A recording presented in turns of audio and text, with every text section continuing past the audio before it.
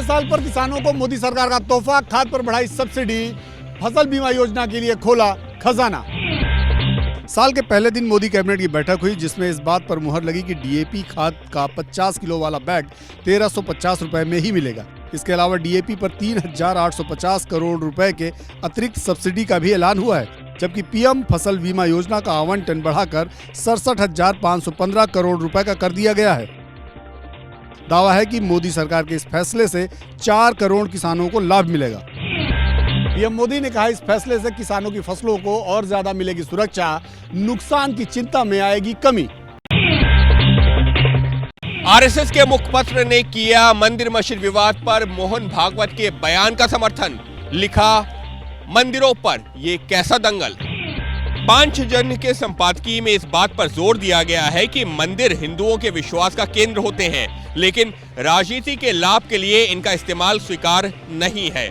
इस लेख में यह भी कहा गया है कि मोहन भागवत ने अपने बयान के जरिए समझदारी भरा रुख अपनाने का संदेश दिया था।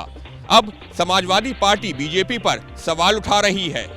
जो लोग विवाद पैदा कर रहे हैं, नए नए मुद्दे उठा रहे हैं, वो वैचारिक रूप से उन्हीं लोगों से जुड़े हुए लोग हैं। उन सबके कहने के बावजूद ये क्यों हो रहा है? दरअसल कुछ दिनों पहले संघ प्रमुख मोहन भागवत ने एक बयान देते हुए कहा था कि कुछ लोग मंदिर मस्जिद का मुद्दा उठाकर नेता बनने की सोचते हैं, जो कि गलत है।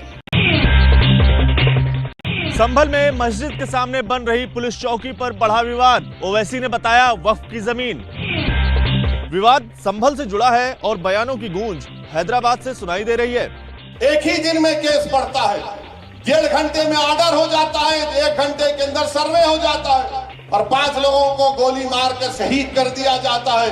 इससे भी दिल नहीं भरा तो मस्जिद संभल की मस्जिद के सामने 100 मीटर नहीं बल्कि उसके 5 फीट के फासले पर आउटपोस्ट बना रहे हैं। हालांकि इन दावों को संभल के डीएम ने नकार दिया है।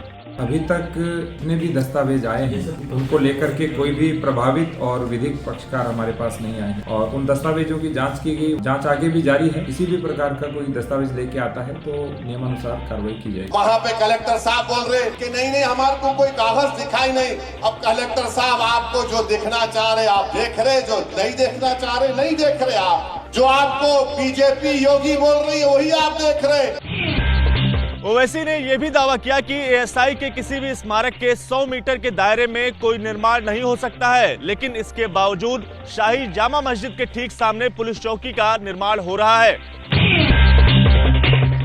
सुप्रीम कोर्ट की तरफ से बनाई गई कमेटी से बातचीत नहीं करेगा संयुक्त किसान मोर्चा। कहा, कोर्ट का दखल स्वीकार नहीं। बैठक 3 जनवरी को होने वाली थी, जिसमें शामिल होने से संयुक्त किसान मोर्चा ने किनारा कर लिया है। संयुक्त किसान मोर्चा ने तर्क दिया है कि लड़ाई केंद्र सरकार के साथ लड़ी जा रही है, ऐसे में कोर्ट की कोई भूमिका मायने नहीं रखती। इससे पहले शंभू और खनौरी बॉर्डर पर धरना दे रहे किसान संगठनों ने भी कमेटी से बात करने से इनकार कर दिया था। इस बीच पंजाबी सिंगर बब्बू मान खनौरी बॉर्डर पहुंचे और आमरण अनशन पर बैठे जगजीत सिंह डल्लेवाल का हाल जाना। किसान नेता जगजीत सिंह डल्लेवाल के आमरण अनशन का आज 37वां दिन रहा। पंजाब सरकार उन्हें अस्पताल में शिफ्ट होने के लिए मनाने की कोशिश कर रही है।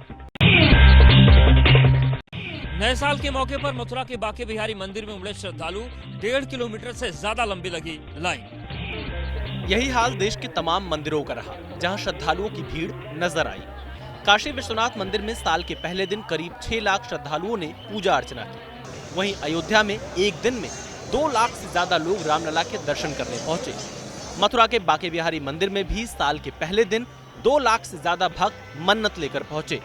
मंदिर के अलावा घूमने की जगहों पर भी ऐसी ही भीड़ दिखाई दी। इंडिया गेट पर सुबह से शाम तक लोगों का हुजूम उमड़ा रहा।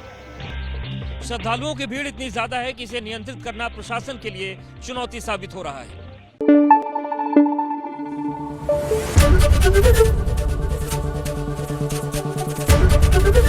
एबीपी न्यूज आपको रखे आगे।